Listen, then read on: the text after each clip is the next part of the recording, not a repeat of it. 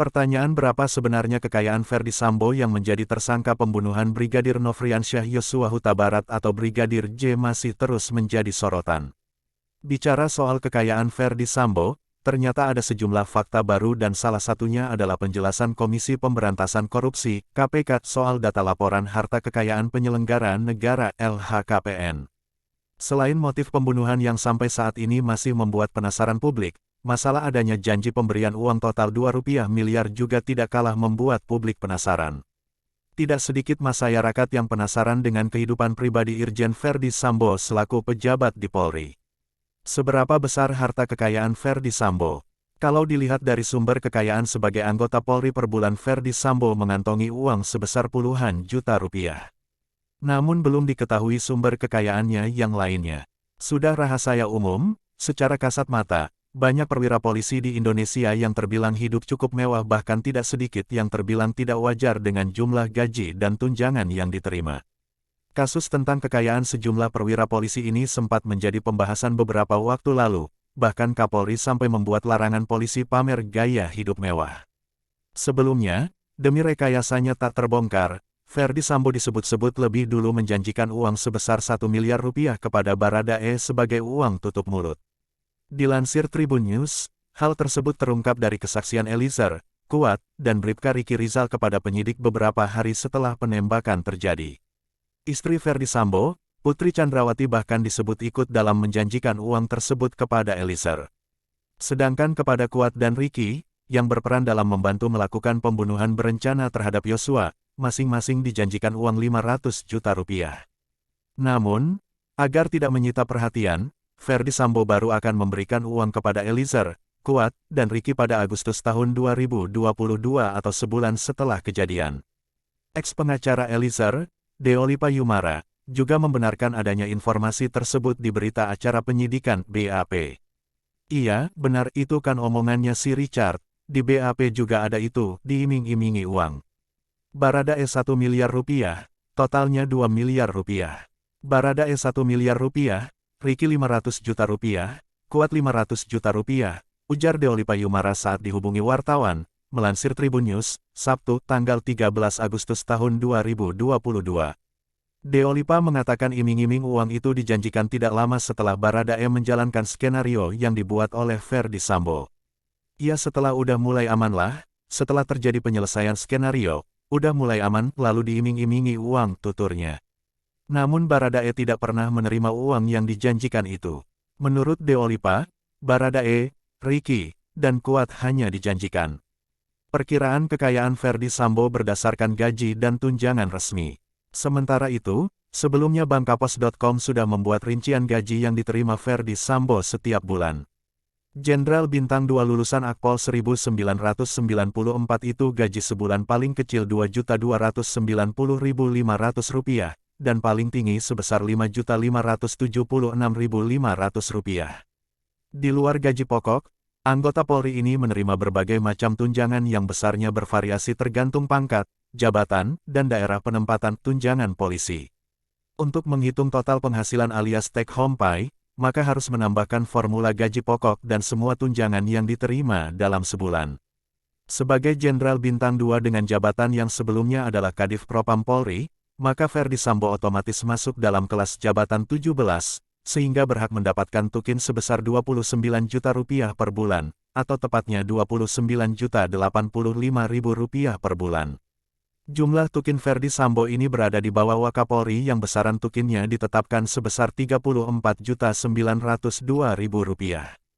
Dengan asumsi gaji pokok dan tunjangan kinerja di atas, maka dalam sebulan Ferdy Sambo berhak menerima penghasilan paling kecil Rp31.375.500 dan paling besar Rp36.952.000. Gaji dan tunjangan Jenderal Polisi. Puncak karir sebagai seorang polisi adalah menjadi perwira tinggi atau pati dengan pangkat jenderal. Mereka yang menyandang bintang di pundaknya, akan menjabat posisi-posisi paling strategis di Korps Bayangkara tersebut. Dalam lingkup Polri, ada 4 tingkatan jenderal polisi yang terdiri dari Jenderal Polisi, Komisaris Jenderal Komjen Inspektur Jenderal Irjen, dan Brigadir Jenderal Polisi Brigjen Pol. Jenjang kepangkatan tersebut juga akan memengaruhi besaran gaji yang diterima. Gaji polisi, di luar tunjangan, secara umum tak jauh berbeda dari profesi TNI maupun pegawai negeri sipil (PNS) yang terbagi menjadi 4 golongan. Gaji polisi diatur dalam Peraturan Pemerintah PP Nomor 17 Tahun 2019 tentang perubahan ke-12 atas Peraturan Pemerintah Nomor 29 Tahun 2001 tentang Peraturan Gaji Anggota Kepolisian Negara Republik Indonesia.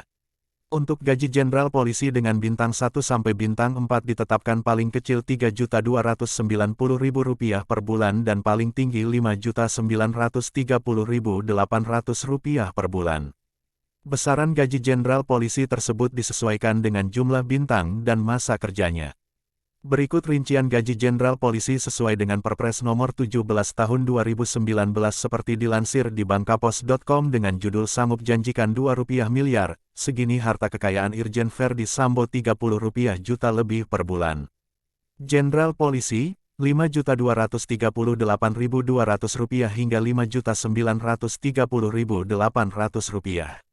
Komisaris Jenderal Polisi Komjen, Rp5.079.300 hingga Rp5.930.800. Inspektur Jenderal Polisi Irjen, Rp3.290.500 hingga Rp5.576.500. Brigadir Jenderal Polisi Brigjen, Rp3.290.500 hingga Rp5.407.400.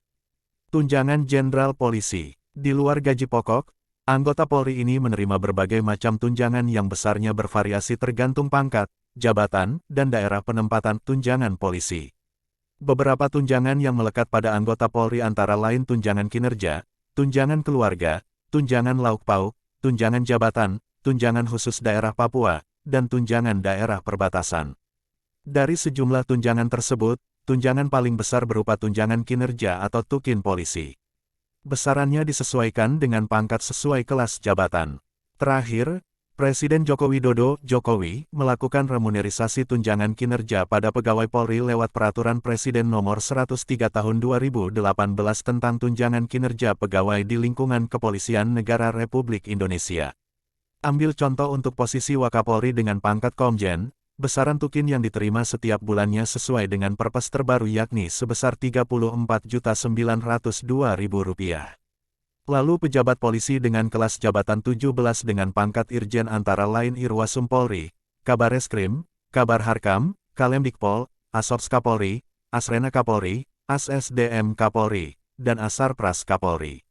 Tunjangan kinerja untuk kelas jabatan 17 ditetapkan sebesar Rp29.085.000 per bulannya.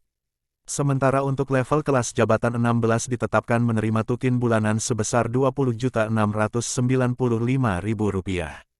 KPK ungkap alasan harta kekayaan Ferdi Sambo tak ada di LHKPN. Laporan harta kekayaan penyelenggara negara LHKPN milik ex-Kepala Divisi Profesi dan Pengamanan, Kadif Propam Polri Irjen Ferdi Sambo tak kunjung tampak di laman LHKPN Komisi Pemberantasan Korupsi (KPK).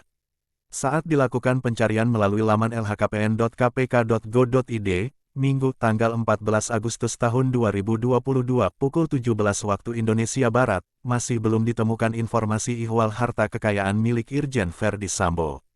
Tertulis, belum ada data, pada laman lhkpn.kpk.go.id. Lantas, kapan LHKPN milik Irjen Ferdi Sambo akan dipublikasikan? Pelaksana tugas PIT juru bicara KPK IP Mariati mengatakan, pihaknya telah menerima LHKPN Ferdi Sambo untuk tahun pelaporan 2021. Namun, ada kelengkapan dokumen yang masih harus dilengkapi. Sehingga, lanjut IP, sampai hari ini belum dapat dipublikasikan di situs LHKPN. KPK pun telah menyampaikan hasil verifikasi dan kelengkapan yang harus disampaikan. Setelah diperbaiki dan dinyatakan lengkap secara administratif, tentu akan dipublikasikan melalui situs LHKPN dan terbuka untuk umum, ujarnya, kepada Kompas.com, Minggu tanggal 14 Agustus tahun 2022. Lebih lanjut, KPK juga telah berkoordinasi dengan Polri dan selalu terbuka untuk memberikan asistensi terkait pengisian dan pemenuhan kewajiban LHKPN untuk seluruh wajib lapor di lingkungan Polri, tandasnya. Sebagai informasi, Pengumuman harta kekayaan penyelenggara negara yang tercantum dalam laman LHKPN telah sesuai dengan yang dilaporkan oleh penyelenggara negara dalam LHKPN dan hanya untuk tujuan informasi umum. Dituliskan bahwa KPK tidak bertanggung jawab atas informasi harta kekayaan penyelenggara negara yang bersumber dari situs dan/atau media lainnya. Apabila terdapat perbedaan informasi antara pengumuman yang tercantum dalam laman LHKPN dengan informasi yang berasal dari situs dan/atau media lainnya, maka informasi yang dianggap valid adalah informasi yang tercantum dalam situs LHKPN.